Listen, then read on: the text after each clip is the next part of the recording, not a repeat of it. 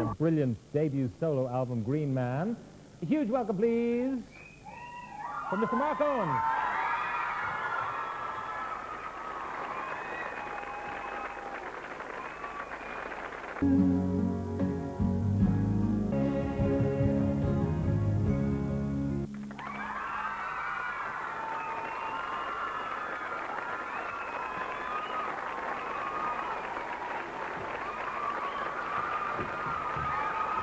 Good to see you. Sit down there, please. Thank you. One or two fans in tonight. Back in Ireland. Yeah, back in Ireland, and one or two outside as well. I know. How are you? Very well indeed. Yeah, Very well. how's the album going? It's going very well, you know. I'm very pleased with the way it started for me.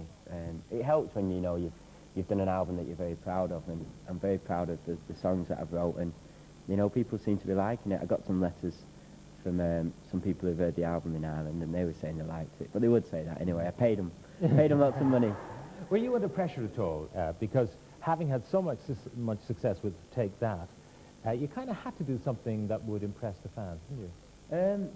I think for me, I probably had the least pressure coming out of Take That, because a lot of people were talking about Gary, because he wrote all the Take That songs really, and Robbie as well, because he's kind of been away for a year and a half now, and I found that I was able to just sit at home and write the songs, and I didn't really feel any pressure. I had a great summer while I was writing the songs. Before I went into the studio, I did all the things I wanted to do, and yeah, managed what did to you write. want to do? What did you want to do?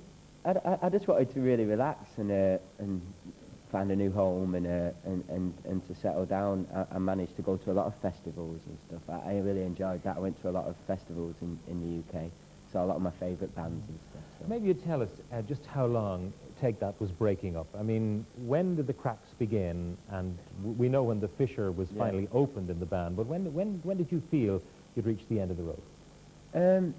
There is I mean, the first really difficult time that I felt while I was in Take That was obviously when Robbie left, because we only had 2 weeks to go before we did one of our biggest tours, and kind of when you lose somebody that soon before you go out on the road, it's a very difficult time.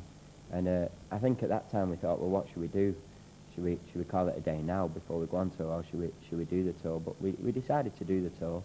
Then we went out to Europe and out to Asia, and did some live shows out there. And then I think when we came back, we'd kind of just been over to America and done very well out there as well. We'd had our first top 10 out in America, and we kind of came back, and just when things were going well, we thought, you know, this is the time. I think we had a bit of a holiday. We had a couple of weeks away from each other, and because for the last kind of 8 months before that, after Robbie left, we'd not stopped. When we had the 2 weeks to think about it, I think we realised that we'd achieved everything that we wanted to do as a band. Yeah. When you started out, I mean, you were working in a bank. Yeah, I've done every job. Yeah. I nearly got your job. You're welcome to it. I think there's a few people here who love to see you doing my job. No. Oh, no. but you had no idea, you couldn't have had that Take That would be so big. No, I didn't do. When it first started out, you know, I told my parents I was in a band, and for me it was just, I was having a great time with 5 guys my age, and we're doing like little shows and then in a tenner a night and stuff, you know, and it only cost £3 home in the taxi, so you had £7 for doing nothing really. And it was really nice, because before we had any success, we'd kind of been going a couple of years, and I think that made us really appreciate what was happening to us when things started to go well for us. When things got really big, I mean, you fellas worked incredibly hard. Your stage act was immensely polished. How much work went into that? I think that's probably where one of the main reasons why Take That got so big is because of the stage shows. We put so much time and effort into that. I mean, 6 months, when we realised we were going to go out on tour, 6 months prior to that, we were thinking of ways we could perform the songs and kind of, I suppose, ways we could portray what the song was about for us.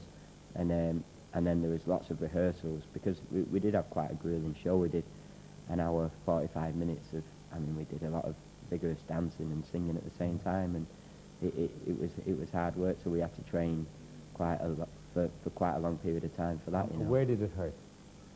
All over my body. It was It hurt a lot.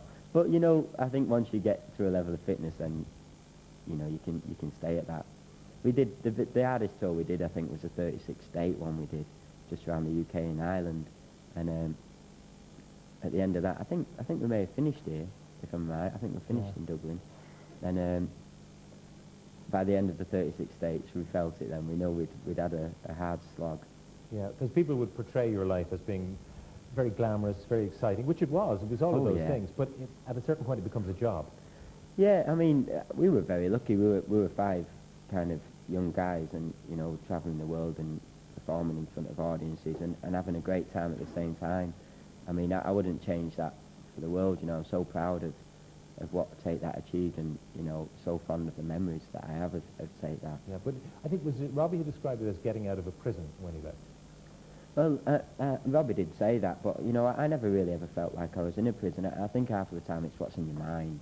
It's the way you deal with it in your mind, and I felt just as free while I was in Take That as I did before the band, but and I for do example, now. Your girlfriend, Joanne, she existed while you were in Take That? Well, not really. Well, I mean, I've known Joanna for about 5 years, but I knew that it'd be very difficult to hold a proper relationship, so we were just friends for a long time, and then when Take That finished, I kind of had the time to settle down and kind of become a bit more committed to her, which is okay. something So that I you wanted weren't to kind do. of hiding a girlfriend for the latter part of the Take That career. No, not really. I think I was just travelling around and kind of doing what I did. Joanna was never somebody that I hid in a way or anything like that. How'd you meet her? How did I meet her? In a pub. I did. You've just blown your clean living image. I know. No, I met her in a pub, and like I say, we were friends for a long time. And I think also, Joanna, she's not interested in this. She is my girlfriend, but she won't be happy now that she knows that I've come on your show and talked about it. I'll get into trouble when I get Well, home. they all know about her. They know about her. Oh, I know, everybody does. Yeah, but, and they asked me to ask you how serious you are about it. I mean, where is it going? No. Any chance for them, they want to know. No. I mean, it is pretty serious, isn't it? Yeah, it is. We live together, and I love her, and but the nice thing is what Joanna, we both kind of have our own lives, and she's not really interested in what I'm doing here, and she's doing her job and what she wants to do with her life, and that's the great thing, But does she find it a It bit must be difficult? difficult for her because I travel around and kind of half the year I'm travelling and Yeah, but also, kind of doing you this have millions of women who want to make your acquaintance. I don't know. She deals with it very well. And you're kind of a handsome fella as well. You're not so bad yourself, Pat. No, she deals with it very well. I think she doesn't mind. It doesn't bother. Yeah. The girls here asked me to ask you another question, which was, if Take That had broken up, say, a couple of years earlier, would your songs on Green Man be very different? I think so, yeah. I think the last 2 years is where I started to learn a lot about myself while I was in Take That. The last 2 years of Take That, I started to look kind of a lot more on the inside and try and learn about who I am. And I think that comes across in the album. So there probably wouldn't have even been an album, to be honest, if Take That had split up early, because I only learnt in the last 2 years how to play instruments and kind of have faith in myself. Yeah. Everyone's quite surprised, I think, of the people who are supposed to have an album out quickly. You were not supposed to be the person. No. And look at you with a fantastic album and a hit single and another single just hot off the presses. I know, it all goes downhill from here, doesn't it, for me? No, I surprised myself. For me, like I said, it was just, I didn't feel any pressure, and it was a very relaxing time for me. I just went in the studio and the album was finished, and I wanted people to hear it, but I didn't rush it. If it had taken me another 5 years, I would have been kind of just as happy, although probably these probably wouldn't be here then, would they? But I would have been just as happy if it had took 5 years. I just wanted to make something I believed in. Are you under pressure, any kind of pressure at all, to get a number one album, a number one single, because of the huge success of Take That? I mean, did you feel that as a pressure at all? No, it's a good job as well, isn't it, really? Just wait, give it time. No, I didn't. Like I said, I'm very proud of what Take That did, and we did have well, in the UK we had like 8 number ones and stuff, and it went very well for us. But I'm not looking to kind of to repeat that. You know, I'm just going to be myself and to enjoy doing it, and that's the main thing for me now, is to enjoy the music, enjoy making it, and enjoy performing it. Are you going to tour it? Yeah, well, I've been rehearsing, my band are all over there, probably.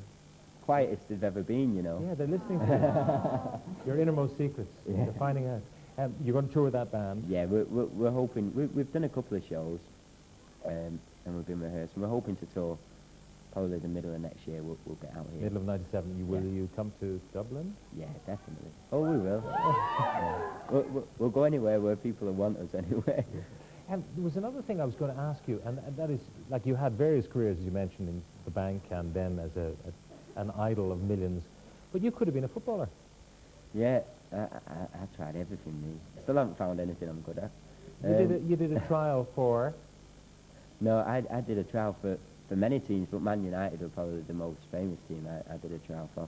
When I was about 15, 16, I really wanted to be a footballer. I kind of modelled myself on Maradona. I used to think I was him. I had the same hair and everything.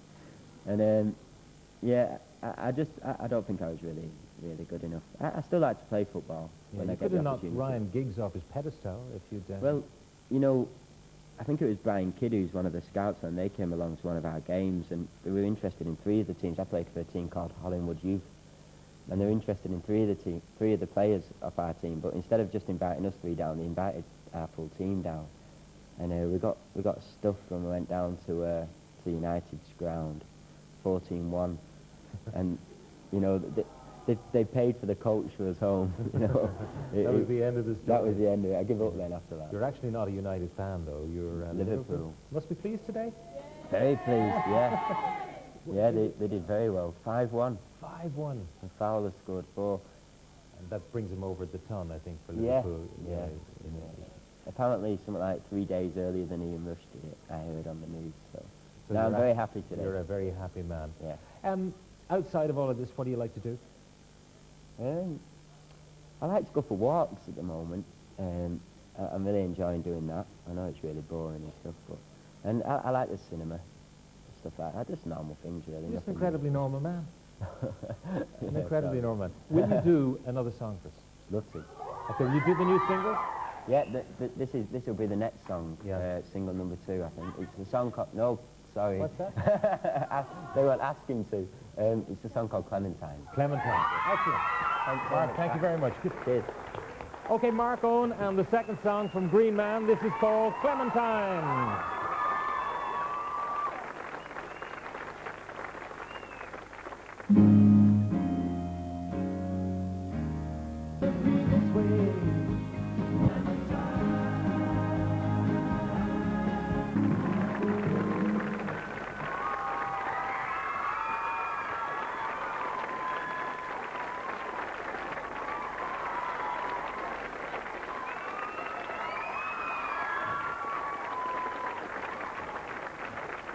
Thank you, Mark. Mark Owen. Fantastic. Thanks very much, Mark. We'll see you next time you're over. Mark Owen. Great stuff. Okay. Right. Some little bits of business to do before we conclude the newspapers. Well, Mark, very happy with that. Fowler hits 100. Liverpool's Robbie Fowler tops a century of goals as the Reds march on.